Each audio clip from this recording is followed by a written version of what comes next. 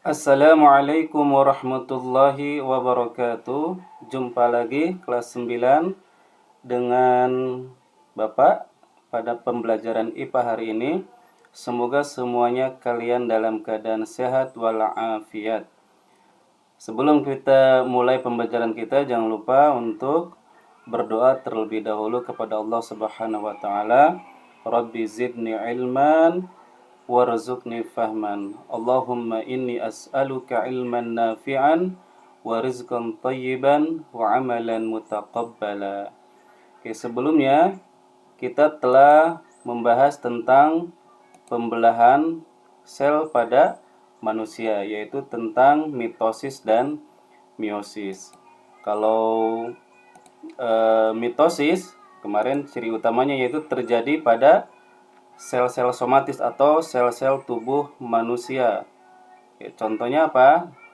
Contohnya ini, lihat pada gambar ini ada sel-sel somatis itu, diantara contohnya adalah ada sel-sel saraf, kemudian ada sel-sel hati atau hepatosit ya, ada sel-sel otot, kemudian ada sel-sel yang terdapat pada saluran pencernaan, ada sel darah seperti trombosit, kemudian ada sel darah merah, ya, kemudian sel darah putih, dan ada juga sel tulang ya, dan lain sebagainya. Sedangkan meiosis terjadi pada organ reproduksi manusia, khususnya di bagian sel kelamin seperti ini ya, yang Bapak lingkari, ada sel telur dan sel sperma. Oke. Hari ini kita akan masuk pada materi kedua dari sistem reproduksi manusia. Apa saja yang akan kita pelajari? Yang pertama yaitu tentang struktur dan fungsi organ reproduksi pada laki-laki. Yang kedua tentang spermatogenesis. Yang ketiga struktur dan fungsi organ reproduksi pada wanita. Dan yang keempat tentang oogenesis. Ini 4 materi yang akan kita pelajari hari ini. Sebelumnya, Bapak mengingatkan dulu sebelum kita melangkah jauh kepada materi dengan hadis Rasulullah Shallallahu Alaihi Wasallam yang terdapat di dalam As-Sahihah nomor 977. Rasulullah Shallallahu Alaihi Wasallam pernah ditanya, apakah yang terbanyak dapat memasukkan manusia ke dalam neraka? Maka beliau Shallallahu Alaihi Wasallam menjawab, mulut dan kemaluan. Nah, oleh karena itu penting bagi Bapak, bagi kalian semua untuk menjaga mulut kita dan kemaluan kita dari perkara-perkara yang mendatangkan kemurkaan Allah Subhanahu wa taala. Sekian mulut berbicara kotor, kemudian menggibah ya, berdusta dan sebagainya. Sedangkan kemaluan, di antara yang mendatangkan kemurkaan Allah dari perbuatan kemaluan adalah perbuatan zina ya. Oleh karena itu kita wajib menjauhi segala perkara yang mendekati kepada zina. Lanjut materi yang pertama ya, pada pertemuan kedua ini. Apa saja organ reproduksi laki-laki itu? Oke, perhatikan gambar berikut. Nah, ini gambar organ reproduksi laki-laki jika dilihat dari arah samping bagian dalam ya. Apa saja? Yang pertama yaitu testis ya. Ini namanya testis. Oke, yang A ini.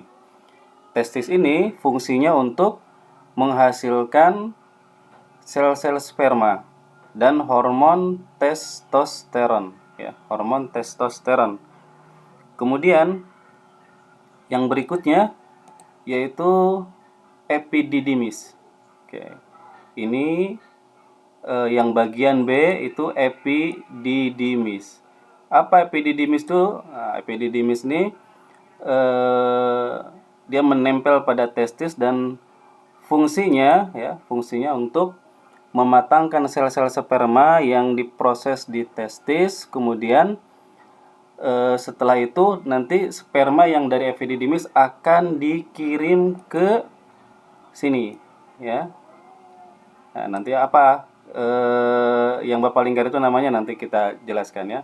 Intinya epididymis itu berfungsi untuk mematangkan dan menyimpan sel sperma sementara. Selanjutnya dari epididymis lanjut ke organ berikutnya, yaitu vas deferens. Yang C ini vas deferens ya.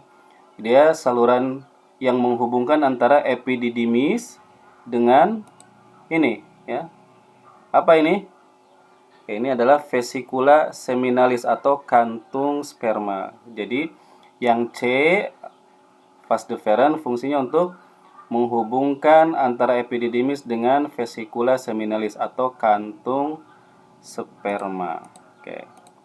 Nah, ini yang D ya. Yang D itu adalah kantung sperma atau vesicula seminalis. Ini bagian utama dari organ reproduksi laki-laki. Berikutnya yaitu ada prostat. Oke, ini prostat. Nah, ini prostat. Prostat ini dia menghasilkan cairan yang bersifat asam ya, yang bersifat asam untuk melindungi sperma yang dihasilkan dan juga untuk memberi nutrisi bagi sperma. Oke. Lanjut yang terakhir, bagian organ reproduksi laki-laki yang terakhir diantaranya yaitu uretra. Ini yang F itu uretra ya. Uretra ini merupakan saluran urin dan saluran sperma. Saluran urin dan saluran sperma. Jadi ini nanti kalau sperma di sini sudah waktunya keluar, dia akan dikeluarkan lewat uretra. Oke. Ini gambarannya. Nah, tadi ada yang belum dibahas, ini kandung kemih ya. Ada kandung kemih, ada kantung sperma atau vesicula seminalis. Nanti kalau kandung kemih isinya urin ya. Urin juga dikeluarkan lewat uretra. Sperma juga sama dikeluarkan lewat uretra. Oke. Kita lanjut. Nah, ini gambaran organ reproduksi laki-laki juga ya, sama dari arah depan kalau ini. Perhatikan bagian yang paling penting di sini yang harus kalian ingat adalah tadi kita bicara tentang testis. Testis itu untuk apa? Ya, menghasilkan sel sperma dan menghasilkan hormon testosteron. Nah, kalau di sini Bapak lingkar ini testis. Nah, tadi disampaikan bahwa testis itu untuk menghasilkan sel sperma. Nah, di testisnya di bagian mana? Di bagian mana sel sperma dihasilkan di dalam testis? Yaitu di bagian yang ini ya, yang Bapak tunjuk nih. Nah, yang warna biru nih, nah, yang saluran-saluran yang di dalam testis ini. Namanya apa? Namanya tubulus seminiferus. Jadi testis untuk menghasilkan sel sperma. Nah, di bagian mana sel sperma itu dihasilkan di dalam testis? Di dalam tubulus seminiferus. Oke. Nah, ini yang Bapak tandai biru ya. Oke.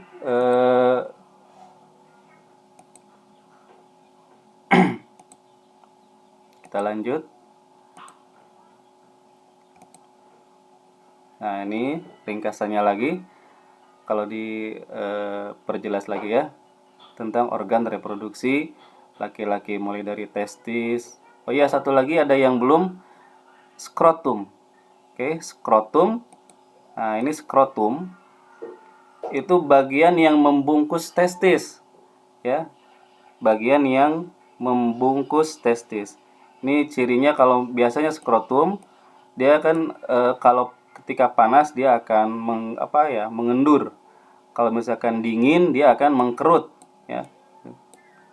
Skrotum laki-laki ya yang membungkus testis. Jadi yang suka mengendor kalau ketika panas, kalau kedinginan dia akan mengkerut, naik ke atas. Itu namanya skrotum. Fungsinya apa? Fungsinya yang paling utama ya melindungi testis dan mengatur atau menjaga suhu di dalam testis ya. Jadi mengatur suhu utamanya dari fungsi dari skrotum ini ya.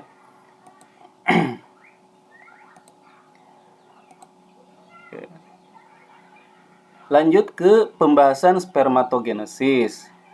Oke, tadi di awal sudah dibahas tentang testis ya. Testis itu untuk memproduksi sel sperma. Nah, proses pembentukan sel sperma di dalam testis atau tepatnya di dalam tubulus seminiferus itu kita kenal dengan istilah spermatogenesis. Oke. Nah, spermatogenesis ini terjadinya di dalam tubulus seminiferus nih ya. Tubulus seminiferus yang ini ya, yang warna kuning. Kalau diperjelas lagi ya. Oke. Bapak dilingkari yang warna merah nih, yang ini ya di sini. Terus bagaimana prosesnya? Oke, secara ringkas seperti ini. Proses dari spermatogenesis dimulai dari sel induk sperma atau spermatogonium ya, di dalam organ reproduksi laki-laki akan bermitosis membentuk spermatosit primer. Jadi spermatogonium akan bermitosis membentuk spermatosit primer. Kemudian spermatosit primer dia akan mengalami meiosis ke-1. Ya, meiosis ke-1 membentuk spermatosit sekunder ya. Kemudian spermatosit sekunder dia akan mengalami meiosis kedua, membentuk spermatid. Kemudian spermatid dia akan berdiferensiasi, berkembang menjadi sel sperma ya. Begitu tahapan dari spermatogenesis. Oke, lanjut ke materi berikutnya yaitu tentang sistem reproduksi wanita. Oke, apa saja yang ada dalam sistem reproduksi wanita? Ini kalau tampak depan ya seperti ini ya. Ya. Oke, apa saja yang ada dalam sistem reproduksi wanita? Nah, ini yang paling pokoknya, bagian utama, bagian pentingnya dari sistem reproduksi wanita. Ada ovari atau ovarium, kemudian ada tuba fallopi, ada uterus, kemudian ada cervix ya, dan ada vagina. Oke, tugas kalian nanti di akhir kan ada kuis. Sekarang digambar ya. Untuk yang organ reproduksi wanita nanti digambar di buku catatan bagian-bagiannya, kemudian nanti dipersiapkan untuk di-upload dalam tugas. Oke. Kita lanjut. Jadi secara garis besar ada 5 bagian dari organ reproduksi wanita. Yang pertama ovari atau ovarium. Fungsinya apa? Ovari fungsinya ini untuk menghasilkan sel telur atau ovum. Nanti ovum yang sudah dihasilkan oleh ovarium dia akan dilepaskan melalui peristiwa ovulasi ya. Jadi ovari ini menghasilkan ovum ya. Kemudian nanti ovumnya dia akan dilepaskan ke sini melalui peristiwa ovulasi. Dia akan dilepaskan ke tuba fallopi. Nah, tuba fallopi ini fungsinya yaitu tempat terjadinya fertilisasi, fertilisasi. Maaf nih susah nulisnya ya. Fertilisasi. Apa itu fertilisasi? Pertemuan antara sel telur dan sel sperma.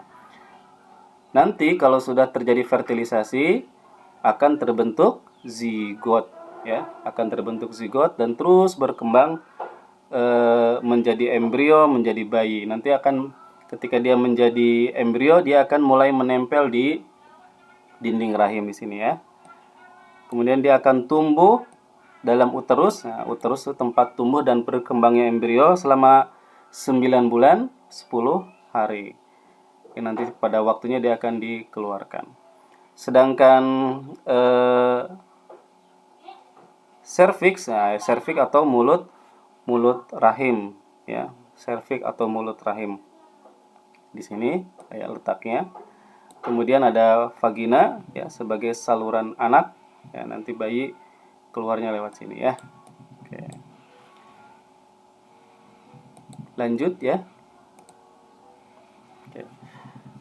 oogenesis. Nah, tadi di awal pada organ reproduksi wanita disebutkan bahwa fungsi dari ovarium yaitu tempat proses pembentukan sel telur.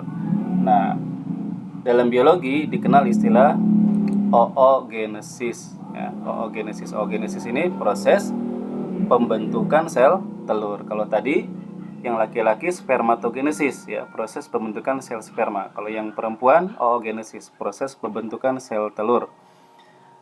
Nah, bagaimana prosesnya? Oke. Kita lanjut. Nah, kira-kira seperti ini. Bedanya kalau untuk oogenesis dengan spermatogenesis, kalau oogenesis sejak bayi di dalam kandungan itu sudah terjadi, ya, sudah diproses, ya, sudah mulai diproses. Dari apa awalnya? Oke, lihat proses oogenesis dimulai dari oogonium atau sel induk, sel telur. Ya, sel induk ovum, dia akan mengalami pembelahan sel membentuk oosit primer. Kemudian oosit primer ini akan terhenti dulu, ya, ketika wanita atau anak perempuan, ya, lahir, ya, dia di dalam kandungan, terus dia lahir. Awalnya dia tahap oogenesis terjadi pada oosit primer. Baru nanti setelah mulai masa puber, ya, setelah perempuan memasuki masa puber, mulai dewasa, dia akan oosit akan berkembang, akan membelah, ya, mengalami proses pembelahan sel membentuk oosit sekunder. Oosit sekunder dia akan membentuk ootid. Ya. Ootid akan berkembang menjadi ovum. Ya. Adapun tadi dibahas tentang ovulasi, ya, ovulasi peristiwa pelepasan sel telur. Nah, sel telurnya yang dilepaskan oleh ovarium ketika peristiwa ovulasi itu masih dalam bentuk oosit sekunder. Ya. Nanti fertilisasi itu terjadi ketika sel sperma membuahi oosit sekunder. Ya. Jadi pada peristiwa oogenesis bedanya dengan spermatogenesis, kalau spermatogenesis tadi menghasilkan 4 sel sperma. Kalau pada oogenesis, ya, pada oogenesis dihasilkan hanya satu ovum, ya, satu ovum. Dan ada 3 badan polar, ya, 3 badan polar. Yang ini enggak, ini nanti akan menghilang, ya, akan hancur. Berikutnya, ya. Nah, ini gambaran dari peristiwa fertilisasi, ya, ketika sel telur atau oosit sekunder berusaha dibuahi oleh banyak sel sperma. Nah, umumnya biasanya yang berhasil membuahi ya satu, ya. Nah, ini gambaran peristiwa setelah fertilisasi. Jadi setelah sel telur, ya, dibuahi oleh sel sperma, ini ada yang berhasil masuk, maka akan terjadi peristiwa pembelahan sel berikutnya menjadi 2, menjadi 4, menjadi 8 dan seterusnya, ya, sampai tumbuh menjadi embrio, ya. Jadi sel telur zigot awalnya membelah menjadi 2, ya, di proses pembelahan sel mitosis, ya, kemudian menjadi 4, menjadi 8 dan seterusnya, ya, menjadi sangat banyak sekali sampai nanti setelah lahir manusia seperti kita sekarang ini itu lebih dari 200 triliun jenis sel, ya, yang ada dalam tubuh kita. Oke, demikian materi kita hari ini.